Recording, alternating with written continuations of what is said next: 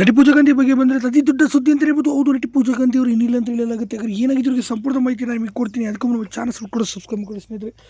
ನಟಿ ಪೂಜಾ ಗಾಂಧಿ ಅವರು ಕನ್ನಡ ಚಿತ್ರರಂಗ ಕಂಡಂಥ ಮೇರು ನಾಯಕಿ ನಟಿ ಅಂತ ಕೂಡ ಹೇಳ್ಬೋದು. ಮುಂಗಾರು ಮಾಡೋ ಸಿನಿಮಾದ ಮೂಲಕ ಬಂದಂಥ ಬ್ಲಾಕ್ ಬಸ್ಟರ್ ಹಿಟ್ ಹೀರೋಯಿನ್ ಅಂತ ಕೂಡ ಹೇಳ್ಬೋದು. ಗಣೇಶ್ ಅವರ ಜೊತೆ ಮೊದಲ ಚಿತ್ರದಲ್ಲಿ 1 ವರ್ಷಗಳ ಕಾಲ ಸೂಪರ್ ಡೂಪರ್ ಹಿಟ್ ಅನ್ನು ಸಿನಿಮಾಗಳು ಕೊಟ್ಟರು. ತದನಂತರ ಬ್ಯಾಕ್ ಟು ಬ್ಯಾಕ್ ಸಿನಿಮಾಗಳನ್ನು ಕೃಷ್ಣ ಇವೆಲ್ಲ ಕೊಟ್ಟರು.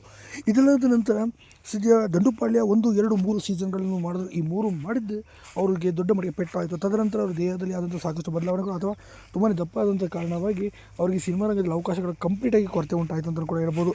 ಈ ಎಲ್ಲ ಕಾರಣಗಳಿಂದ ಆದ ನಂತರ ಸದ್ಯ ಈಗ ಮದುವೆನೂ ಕೂಡ ಆಗಿ ಈಗ ಲೈಫಲ್ಲಿ ಸೆಟಲ್ ಕೂಡ ಆದರೂ ಸದ್ಯ ಈಗ ಗುಜರಾತ್ನಲ್ಲೂ ಮತ್ತು ಬೆಂಗಳೂರಿನಲ್ಲಿ 2 ಕೂಡ ಈಗ ವಾಸವಾಗಿದ್ದಾರೆ ಅಂತ ಕೂಡ ಹೇಳಲಾಗುತ್ತೆ.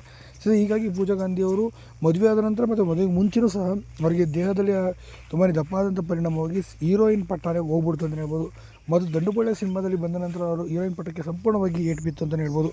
ಹೀಗಾಗಿ ಕನ್ನಡ ಚಿತ್ರರಂಗ ಸಂಪೂರ್ಣವಾಗಿ ಪೂಜಾ ಗಾಂಧಿ ಅವರು ದೂರನೇ ಉಳಿದಿದ್ದರು. ಹೀಗಾಗಿ ಸುಮಾರು 10 ವರ್ಷಗಳಿಂದಲೂ ಕೂಡ ಪೂಜಾ ಗಾಂಧಿಯವ್ರ ಸಿನಿಮಾಗಳು ಬರ್ತಿಲ್ಲ. ಹಾಗಾಗಿ ಅವರು ಇನ್ನಿಲ್ಲ ಅಂತಲೂ ಕೂಡ ಇಲ್ಲಿ ಹೇಳ್ಬೋದು ಸ್ನೇಹಿತರೆ.